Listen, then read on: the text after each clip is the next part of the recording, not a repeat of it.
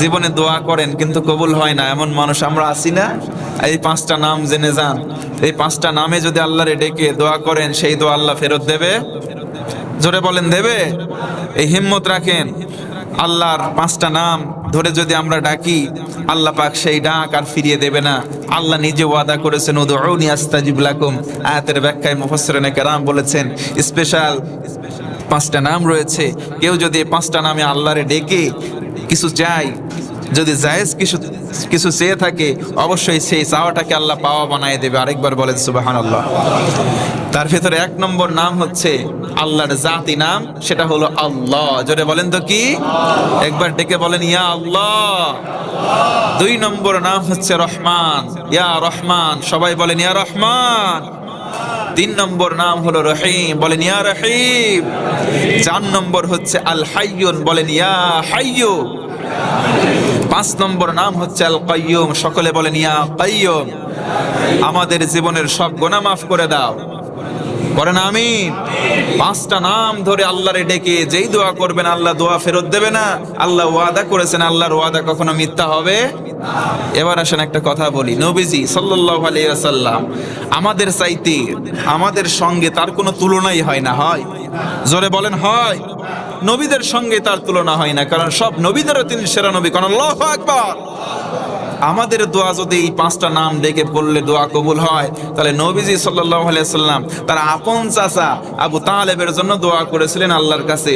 আল্লাহ আয়াত নাজিল করে আল্লাহর রাসূলের হাত ফিরাইয়া দিয়েছিলেন। একটু বিবেকের কাছে প্রশ্ন করেন, যদি এই নামগুলো ডাকি আল্লাহরে কই আল্লাহ তুমি আমার এই দাও সেই দাও, আল্লাহ দিয়ে দেবে। ওয়াদা আছে, ওয়াদা সত্য, তবে সিস্টেম আছে ভাই।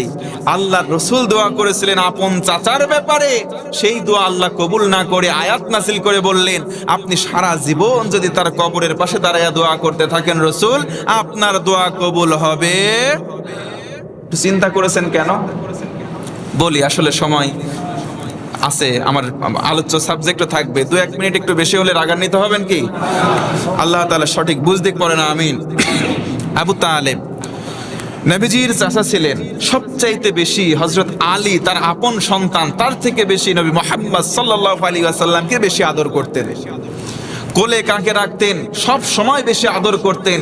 সর্বশেষ সংক্ষেপে বলি, যেদিন তিনি মারা যাচ্ছেন, যেদিন আবু তালেব মারা যাচ্ছেন, মৃত্যুর সব সিমটম তার ভিতরে প্রকাশিত হয়েছে, মারা যাবেন। আল্লাহ রাসূল, বুখারীর হাদিস, এসে তার দরজায় কড়া নাড়লেন, বললেন চাচা ইয়া আম্মি আবি তালিব, কুল লা ইলাহা ইল্লাল্লাহ। শুধু বলেন লা ইলাহা ইল্লাল্লাহ, মুহাম্মাদুর রাসূলুল্লাহ বলা লাগবে না।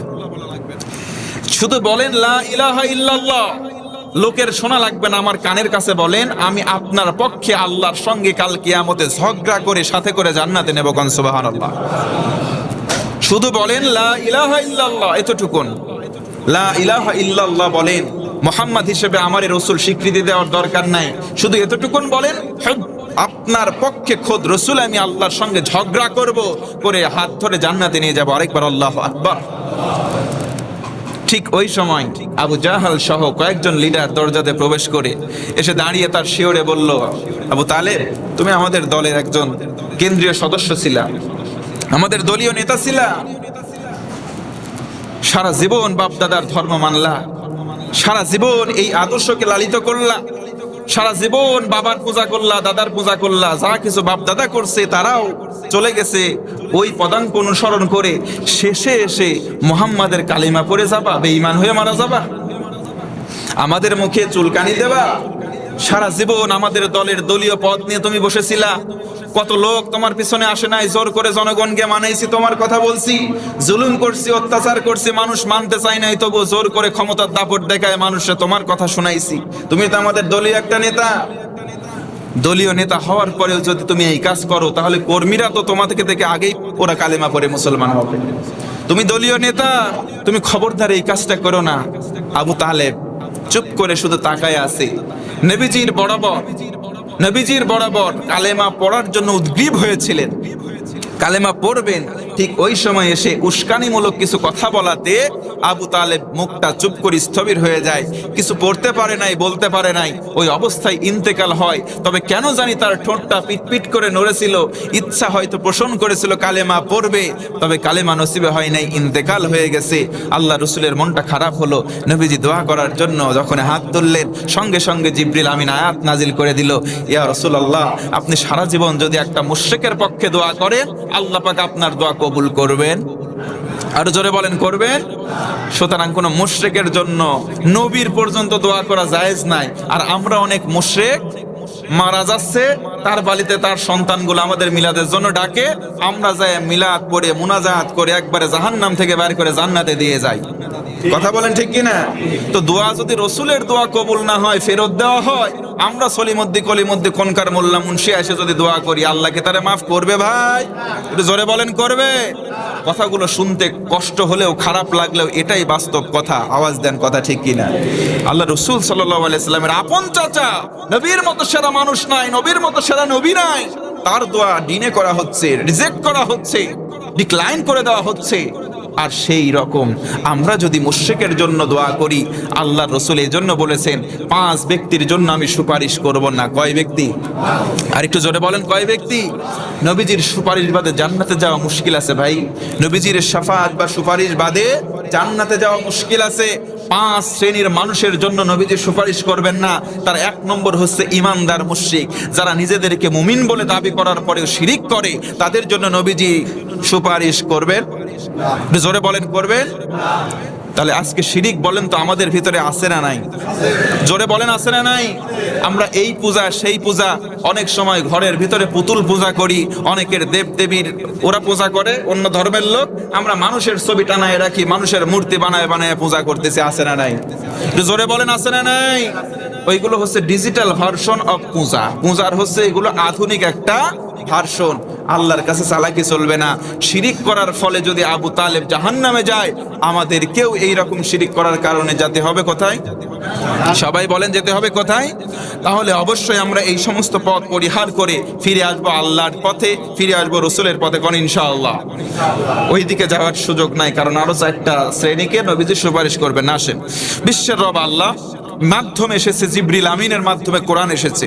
ওয়া ইন্নাহু লাতানজিলুর রাব্বিল আলামিন নাযালাহু বিহি রূহুল আমিন। এই রূহুল আমিন দ্বারা বোঝানো হয়েছে জিবরাইল আলাইহিস সালাতু ওয়াস সালামকে। এই কিতাবটা, কোরআনটা কিভাবে এসেছে? ইন্না নাহনু নাযালনা আলাইকাল কুরআনা তানজিলা। এটা এসেছে ধারাবাহিকভাবে, একবারে ক্রমিকভাবে, ধারাবাহিকভাবে, যখন যেটা প্রয়োজন, যেটা বলছিলাম যে মুক্তদায়ে হাল, অবস্থার চাহিদা, যখন লাগবে যেটা আল্লাহ নাজিলও করেছেন সেটা। কোন সুবহানাল্লাহ। এরপরে আল্লাহ বলেন, ওয়া কুরআনা ফারাকনাহু লিতাকরা আলান নাসি আলা মুক্তি ওয়া নাযালনাহু তানজিলা। এটাকে আমি আল্লাহ মানুষের জন্য সহজ করে তার ক্ষণে ক্ষণে যখন যেটা লাগবে তখন সেটাই নাজিল করে দিয়েছি। এখান থেকে একটা শিক্ষা বের হয়, এই আয়াত দুইটা থেকে একটা শিক্ষা বের হয়, যখন প্রয়োজন যতটুকুন আমরা ওই জিনিসটার ব্যবহারও করব ততটুকুন। কি কথা বলেন, ঠিক কি? পেঁয়াজের দাম কমছে, কেন 1 বস্তা 2 বস্তা রাখো গুদামজাত করি, যখন দাম বাড়বে আবার বেচবো অথবা বাড়িতে খাবো। তরমুজের দাম কমছে, আগে কিনি নাই, কেন 5টা? এটা এই আয়াতের বিপরীত কাজ হয়। কি কথা বলেন, ঠিক কিনা? যখন আপনার লাগবে যতটুকুন কিনবেন ততটুকুন, তাহলে সিন্ডিকেট ব্যবসায়ীরা ব্যবসা করে ধরা খাবে, ওরা পার পাবে না। আপনার প্রয়োজন অল্প, দাম বেড়ে যেতে পারে রে, তাড়াতাড়ি কেন। ওই যে লবণের এক সময় হয়েছিল না, লবণ পাওয়া যাচ্ছে না, কেন যেখানে যা পাস লবণ কিনে আনিস খালি ভর। এই কাজগুলো করবেন না। এই আয়াতের বিপরীত কাজ, যখন যতটুকুন প্রয়োজন তখন ততটুকুন কেনাটা হচ্ছে ইমানের দাবি। কথা বলেন, ঠিক কি? তাহলে এই কাজগুলো করুন। মুসলমানরা যদি আমরা অগ্রবর্তী ভূমিকা পালন করি, সমাজ থেকে এই যে সাম্রাজ্যবাদ, এই যে সিন্ডিকেট, এরা সব একবারে নিপাত হয়ে যাবে। আল্লাহ যেন সঠিক বুঝতে পারে না, আমিন। কোরআনকে যদি বলি, কোরআন কোন মাসে আসলে? শাহরু রমাদান আল্লাযী উনজিলা ফীহিল কোরআন। এই রমজান মাস, এই রমজান মাসে কোরআন অবতীর্ণ হয়েছে। কোন আল্লাহু আকবার। এখন যদি প্রশ্ন করি, ডে টাইম নাকি নাইটে? তুমি কখন আসছো, রাতে না দিনে? কোরআন নিজের ভাষায় উত্তর দেয়, ইন্না আনসালনাহু ফি লাইলাতিন মুবারাকাহ, আমি বরকতময় একটা রাত্রি বেলায় অবতীর্ণ হয়েছি। যেই রাত্রিতে এসেছি সেটা হচ্ছে অত্যন্ত বরকতময়, বারাকাতি আল্লাহ সমৃদ্ধ করেছেন। কোন সেই রাত? ইন্না আনসালনাহু ফি লাইলাতিল কদর ওয়া মা আদরাকা মা লাইলাতুল কদর লাইলাতুল কদরি খায়রুম মিন আলফি শাহর। কোন আল্লাহু আকবার। তাহলে এই যে দশক যাচ্ছে, শেষ দশক, এই দশের যে কোনো দিন এই লাইলাতুল কদর হতে পারে, অর্থাৎ কোরআন নাজিলের এই রাত হতে পারে।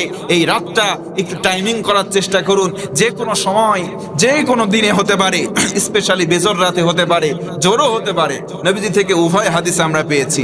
নবীজিকে কোনো হাদিসে বলেছেন শেষ দশকের যে কোনো রাত্রি, আবার বলেছেন স্পেশালি বেজরের রাত্রি। তো আমরা কোনো দিকে হেলাই ফেলাই না করে শেষ 10 দিনই গুরুত্ব দিয়ে এই রাতটিকে তালাশ করবে ইনশাআল্লাহ। শুধু 27-এর রাত নিয়ে পড়ে থাকবেন না, তাহলে এটা হবে একটা ভ্রান্ত কাজ, এটা সঠিক কাজ হবে না। এটা এখন যদি প্রশ্ন করি কোন ভাষাতেই কোরআন এসেছে, আমরা সবাই বলে দেব কোরআন এসেছে আরবি ভাষায়। কি ভাষায়? আরবি শব্দের অর্থ রয়েছে অনেকগুলো। আইন রবা নিচে যদি জের হয় আরবি, এ শব্দের অর্থ হয় স্পষ্ট, একদম ক্লিয়ার, একদম ফকফকা, সাফ, স্পষ্ট ভাষাকে বলা হয় আরবি ভাষা। কন্যা সুবহানাল্লাহ। আরবি ভাষা তো শ্রেষ্ঠ, কোনো সন্দেহ আছে? নাই। কেন? তার প্রথম রিজন হচ্ছে এটা স্পষ্ট ভাষা, এটা বুঝতে সহজ, এটা বলতে সহজ, এটা হৃদয় অঙ্গম করে মানুষের কাছে মনের ভাব আদান প্রদানে সহজ। কন্যা সুবহানাল্লাহ। এই কোরআন আল কারীমকে যদি আরো প্রশ্ন করি, কোরআন আরো বলে দেবে। যদি বলি কোরআন তুমি কেন আসছো, তোমার উদ্দেশ্যটা কি? কোরআন বলে কিতাবুন আনসালনাহু ইলাইকা লিতুখরিজান নাসা মিনাজ যুলুমাতি ইলান নূর। কোরআন বলে আমি এসেছি মানুষের মাঝে, মানুষ অন্ধকারে নিপতিত আছে, আমি তাদেরকে আলোর দিশা দেখানোর জন্য নাজিল হয়েছি। কন্যা সুবহানাল্লাহ। কোরআনকে যদি আরো প্রশ্ন করা হয় আরেকটু কারণ বলো তো, কোরআন বলে ফাযাক্কির বিল কোরআনি মান ইয়াখাফু আইদ। রাসূলকে আল্লাহ জানিয়ে দিয়েছে এই কোরআন দিয়ে মানুষদেরকে ওয়াজ করেন। ওয়াজ করতে হবে কি দিয়ে? ফাযাক্কির বিল কোরআনি মান ইয়াখাফু আইদ, সূরা কাফ 45 নম্বর আয়াত। আল্লাহ বলেন রাসূল আপনি কোরআন দিয়ে ওয়াজ করেন, যাদের অন্তরে আল্লাহর ভয় আছে এই কোরআনের মেডিসিন তাদের কাজে দেবে। সুবহানাল্লাহ। আর যাদের অন্তরে আল্লাহর ভয় নাই, কোরআন দিয়ে যদি ওয়াজ করা হয় তাদের ওয়াজ কাজে দেবে না, তার মানে এই ঔষধ তাদের কোনো কাজ হবে? জোরে বলেন হবে? তার বাস্তব উদাহরণ নবীজির মতো শ্রেষ্ঠ মানব একটাও হতে পারে না। শ্রেষ্ঠ কিতাব, শ্রেষ্ঠ মানব, শ্রেষ্ঠ রবের পক্ষ থেকে এসেছে। আসার পরে সেই শ্রেষ্ঠ মানব শ্রেষ্ঠ জবান দিয়ে কোরআনের দাওয়াত দিয়েছে। তৎকালীন সময়ের কাফেরেরা শ্রেষ্ঠ মানবের মুখে শ্রেষ্ঠ সুন্দর তেলাওয়াত শুনেও ঈমান আনে নাই। কথা বলেন ঠিক কিনা? তার মানে বোঝা গেল এই কোরআন তখন তাদের কাজে দেবে যদি কলিজার মধ্যে ভয় থাকে। কার? আল্লাহ পাকের ভয় নিয়ে আমরা কোরআন শুনবো। বলেন ইনশাআল্লাহ। আল্লাহ বলেন ইন্না আনসালনা ইলাইকাল কিতাবা বিল হক, আমি কোরআন নাজিল করেছি হক সহকারে। তার মানে কোরআন আছে যেখানে, হক আছে সেখানে। আমরা সবাই হকপন্থী দাবি করি। আমরা বলি আমরা হকপন্থী। বর্তমানে একটা মারামারি চলতেছে বাংলাদেশে।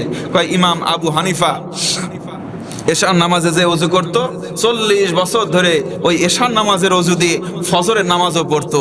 আমরা একদল বলতেছি সুবহানাল্লাহ, আর একদল বলতেছি কমন সেন্সে প্রশ্ন কর বেটা, 40 বছর তুই 40 দিন না, তুই 4 দিন কাজ করে দেখতো যে এশার নামাজের ওযু করে তুই ফজরের নামাজ পড়বি। তখন আমি বললাম ভাইরে তোরা থামা, অনেক হয়েছে। আচ্ছা বলেন তো কমন সেন্সের কাছে প্রশ্ন করে, এটা কি ইসলামের কোনো আবশ্যিক কাজ? একটু জোরে বলেন, আবশ্যিক কাজ? এটা যদি আমি বিশ্বাস করি আমার ইমানের মধ্যে কোনো উঠানামা করবে? যদি বিশ্বাস না করি তবু আমার কোনো লস হবে? তাহলে ইসলামের এটা মেজর কোনো পার্টই না। সেই ব্যক্তি তাবেইন ছিলেন, তাবেইন, তার অনেক মাসআলা আমাদেরকে চলার পথ সহজ করে দেয়। সুবহানাল্লাহ পড়েন। তিনি একজন বিজ্ঞ পণ্ডিত ছিলেন, ইসলামের জ্ঞানী ছিলেন। 4টা মাযহাবের শ্রেষ্ঠ মাযহাব হানাফি মাযহাবের প্রণেতা ছিলেন। কোন আল্লাহু আকবার। তার তবকা আর উঁচু করার দরকার নেই, এমন কিছু বলবেন না যাতে তার শানে বেয়াদবি হয়ে যায়। কথা বলেন ঠিক কিনা? তার মানে এইগুলো কথা ইসলামের কোনো অকাট্য জিনিস নয়। মানলেও কোনো লাভ নাই, না মানলেও কোনো লস নাই। এইগুলো না মেনে বেটা নামাজ পড়িস কিনা 5 ওয়াক্ত, ইসলামের 5টা স্তম্ভ তোর মধ্যে আছে কিনা আগে খোঁজ নেওয়া দরকার। কি কথা বলেন ঠিক কিনা? এই দেখেন আসেন